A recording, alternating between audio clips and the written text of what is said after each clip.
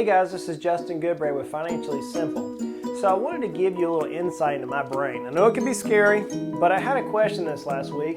Justin, how exactly does a true wealth manager view me? Many times people think a wealth manager, someone like myself, deals with just investing money. And many stockbrokers or financial advisors cause that effect. I view business owners not as a financial advisor views business owners, that is, hey, how much money can they save and how can I invest for them? I view things a little bit different. I want to illustrate this on the whiteboard behind us. I don't know where I saw this, but it's helped a lot of clients and a lot of prospective people understand the difference between a wealth manager and a financial advisor. Everything inside this box, anything inside this, we can Google, we can ask friends, we can hire the professionals independently and build the custom life that we want to have. It's the things outside the box which gets many of us into trouble. So inside this box is 4 different smaller boxes that all of us can control. The foundational point of any financial plan is cash flow. So how much money do we make and how do we make it? Oftentimes though, when we receive that money, very few people, and it happens all the time guys, very few people know exactly where their money is spent. This is where I like to deal with budgets. Budgets work on both the home and the business. The next box, I'm just going to put RM here, and that stands for risk management. Everything that has the word insurance on it, and the legal documents that we use to protect us. Well, health insurance is there to protect us from catastrophic health issues, and life insurance is there to protect our family or business owners or banks, etc., from an immediate or accidental death. Disability insurance, long-term care insurance, property and casualty insurance, auto insurance, umbrella policies, and the list goes on and on and on. On a corporate basis, you have business overhead protection, you have general liability coverage, workman's comp, errors and omissions, malpractice. You get the point. Where insurance broke. Many people buy insurances on a reactionary basis. We don't necessarily plan our insurance package. The other thing inside the risk management is legal documents. This is where a planner comes in. Again, you can Google, you can go out and try to figure out all the different insurances and go and do the research. The third box, I'm going to draw a T or a cross across the middle. It's investments. Oh, I knew you were going to get to investments, Justin. Yeah, but investments, the way I view them, are not the same way that a typical financial advisor views investments, okay? So I break them up into 4 categories. So first we have qualified monies. Qualified monies are IRAs, SEPs, Simples, 401ks, 403bs. These are all of the accounts the IRS deems appropriate for a particular qualifying event. The other side of this is what's called non-qualified monies. This is cash. This is cash in the bank, maybe in a checking account or savings account. These could be mutual funds. These could be stocks. This could be notes or loans that you've outloaned to some other business or another individual that you have money coming back in. The third and fourth are my favorite in the world of investing. You have real estate interest. I personally believe real estate is one of the best avenues to build wealth. Why is that?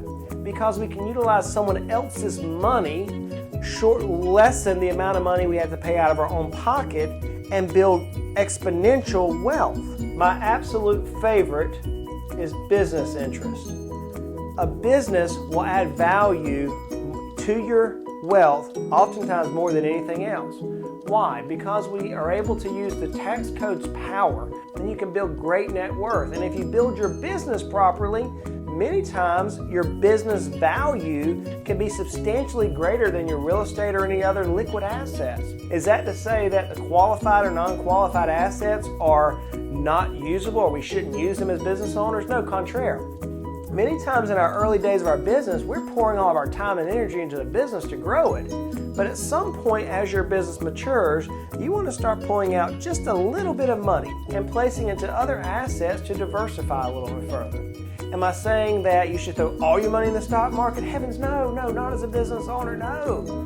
We've got to be a little bit more strategic about it. However, there are some advantages to using like IRAs and 401ks. There's some legal advantages and tax advantages. But this is the world of investing. The financial advisor looks and says, how much money do you have in 401ks and And how much money do you have in the bank that I can invest for you? It's not a wealth manager. A true wealth manager looks at both the assets and the liabilities of your balance sheet and shows you how to achieve those things you need to achieve. Why do we do all this? Ultimately, at some point, we're going to distribute this monies or these assets for something.